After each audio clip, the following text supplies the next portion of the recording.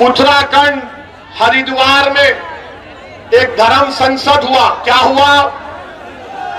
अब धर्म संसद में उत्तराखंड में बीजेपी की सरकार, आज भारत के प्रधानमंत्री नरेंद्र मोदी गुजरात में ईसाइयों के चर्च के में जाकर कहा कि भारत की अखंडता को बरकरार रखना है, भारत की यूनिटी को बरकरार रखना है। देश के प्रधानमंत्री ने कहा बड़ी अच्छी बात है, बड़ी अच्छी बात है। मगर हम देश के प्रधानमंत्री से पूछना चाह रहे हैं कि उत्तराखंड में आपकी सरकार है और उस सरकार में वहां पर एक धर्म संसद हुआ जिसमें उसका नाम क्या रखा गया? इस्लामिक भारत में सनातन का भविष्य, ये हुआ है। अच्छा, उसमें क्या कहा गया? उसमें चलिए मैं लफ्ज़ मुसलमान नहीं बोलूंगा क्योंकि योगी और मोदी और उनके चमचों को बड़ी आपत्ति होगी। मैं ये कहूंगा कि उन्होंने असदुद्दीन ओवैसी के बारे में ये कहा, एक महाशय ने कहा कि काश मैं एमपी होता तो मनमोहन सिंह को गोलियां मार देता। देश का मनमोहन सिंह 10 साल का प्रधानमंत्री, अगर मैं पार्लियामेंट में होता तो एक महाशय बोले, उनका नाम नहीं बोलना चाह रहा हूं मैं, ना छोड़िए, नाम तो सिर्फ अल्लाह का रहेगा, याद रखो, नाम तो सिर्फ अल्लाह का रहेगा और किसी का नाम नहीं रहेगा इंशाअल्लाह ताला। अब उस पर भी इनको तकलीफ हो जाएगी। तो एक महाशय ने कहा कि अगर मैं पार्लियामेंट में होता तो नाथूराम गोडसे की तरह 6 गोलियां भारत के एक्स प्राइम मिनिस्टर को गोली मार देता। अब आप सोचिए थोड़ी देर के लिए, जो मोदी के भक्त थे उनसे भी कह रहा हूं, अगर कोई फेसबुक पर योगी और मोदी के बारे में कुछ अनाप शनाप लिख दे तो 4 घंटे के अंदर हजरत पुलिस उसके घर को पहुंच जाती, चल हमारे साथ। खाली फेसबुक पर देश के एक प्रधानमंत्री के ओहदे पर रहने वाले मनमोहन सिंह से कहा जा रहा है कि अगर हम होते तो तुझे 6 गोलियां मार देते। आपको मालूम, लंबा अरसा हो चुका ये होकर, 4-5 दिन हो चुके, एक भी गिरफ्तारी नहीं हुई, एक भी गिरफ्तारी नहीं हुई है। अरे मनमोहन सिंह की तो इज्जत नहीं करते तो देश के प्रधानमंत्री के ओहदे की तो इज्जत करो। आज मोदी प्रधानमंत्री है, कल कोई और होगा इंशाअल्लाह, मगर उस ओहदे की तो अजमत, उसका इकबाल रहना चाहिए ना। कोई कैसे खड़े होकर कह सकता है, कोई कैसे खड़े होकर कह सकता है कि मैं पार्लियामेंट में होता तो 6 गोलियां मार देता?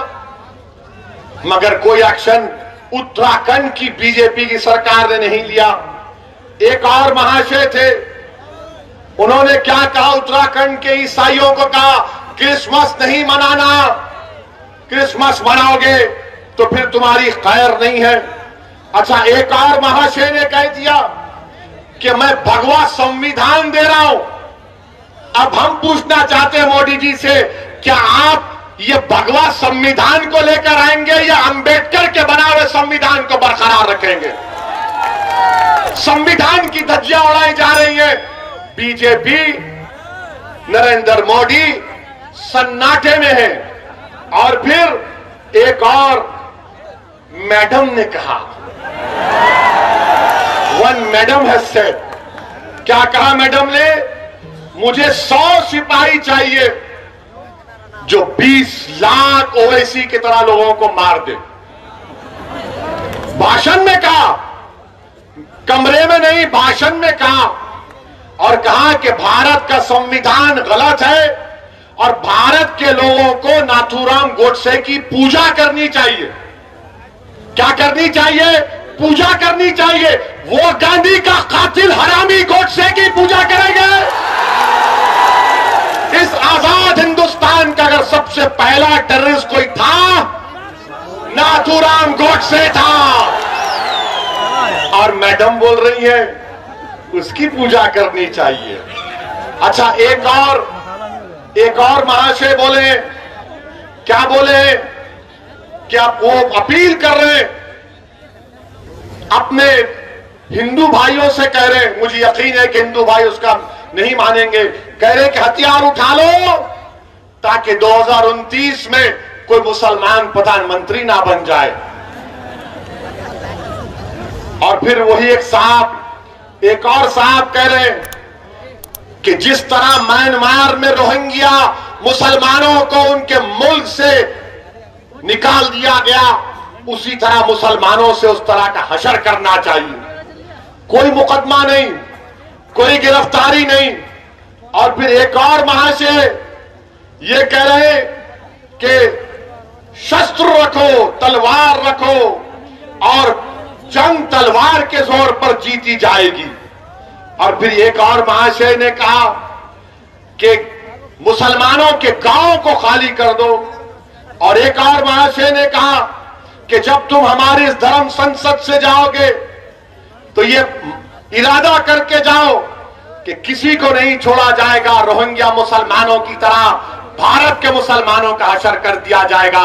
मैं नरेंद्र मोदी से एक सवाल कर रहा हूं, आपने गुजरात में आज कहा कि देश की यूनिटी को, अखंडता को बरकरार रखना चाहिए।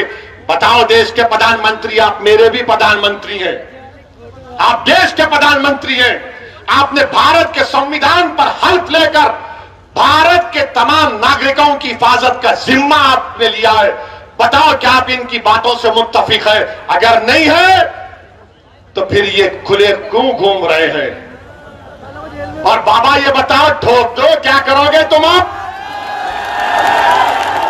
ये धर्म संसद में इस तरह की बकवास कही गई और वहां के डीजीपी साहब कहते हैं अनलॉफुल एक्टिविटीज प्रिवेंशन एक्ट नहीं लगेगा।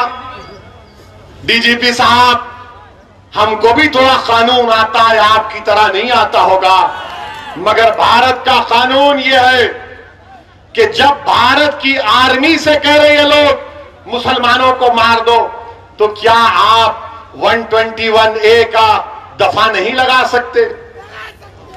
क्यों नहीं लगाया आपने, मेरा एक सवाल।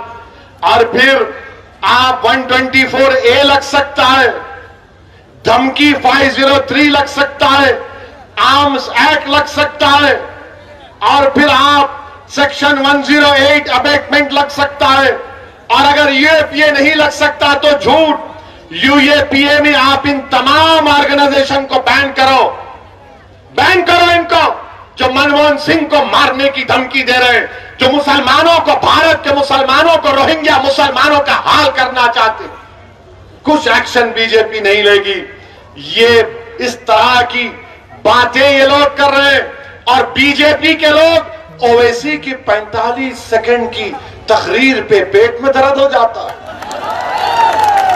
आप सोचिए, नहीं ये जज्बात में लाने के लिए नहीं कह रहा हूं, याद रखिए, ये अंग्रेजी में बोलते ना, नहीं ये फ्रिंज है, ये फ्रिंज नहीं, ये मेन एलिमेंट है।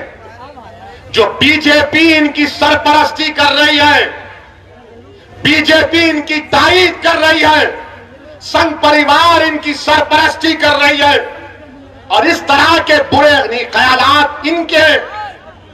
अब बताओ आप कि एक मजहब के मानने वालों को, जो भारत के बाइज्जत शहरी है, अकलियत है, अल्पसंख्यक है, माइनॉरिटी है, उनको मारने की बातें हो रही हैं और कोई केस, कोई गिरफ्तारी अब तक नहीं होती।